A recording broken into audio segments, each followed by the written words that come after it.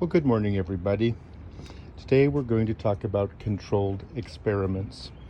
And what a controlled experiment does is it's an experiment that you have set up.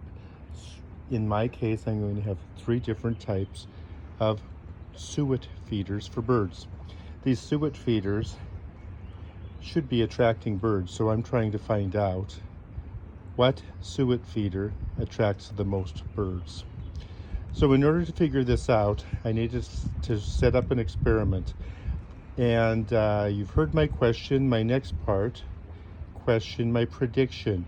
My prediction is that the high energy suet, which is this one, will attract the most birds.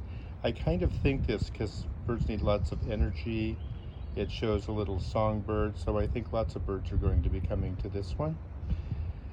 The other suet feeders I have are a woodpecker suet feeder, and the third one is a peanut suet feeder. So my prediction, the high energy suet feeder is going to attract the most. Now in order to do that, first we do question, prediction. What materials am I going to need? Now in making these materials, what's important is that we keep every single thing the same except for the types of suet feeder. So the first thing that I need 3 hooks to hold up the suet feeders. So I'm going to show you what the hook looks like. This is a hook, and I have all of the hooks put in a planter. So I need 3 hooks. The other thing that I need, and these will all 3 be the same, are a cage. It's also called a suet feeder. So we'll have 3, and they're all going to be the same. And then the third thing is I'm going to place them all in the same area. So as I step back, you can see they're all placed in the same area. So that'll be perfect.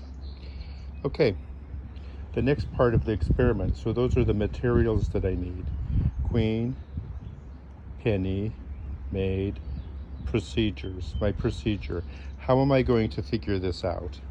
So what my procedure is going to be is I am going to set up the experiment, and then every single day at the same time, 12 o'clock, I'm going to sit outside for 15 minutes and I'm going to measure how many birds come by.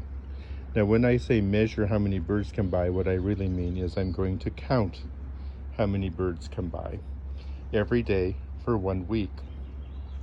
Okay, that's going to be my procedure, and then my data is when I collect that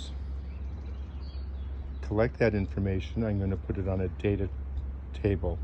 I will show you the data table on our Google form today.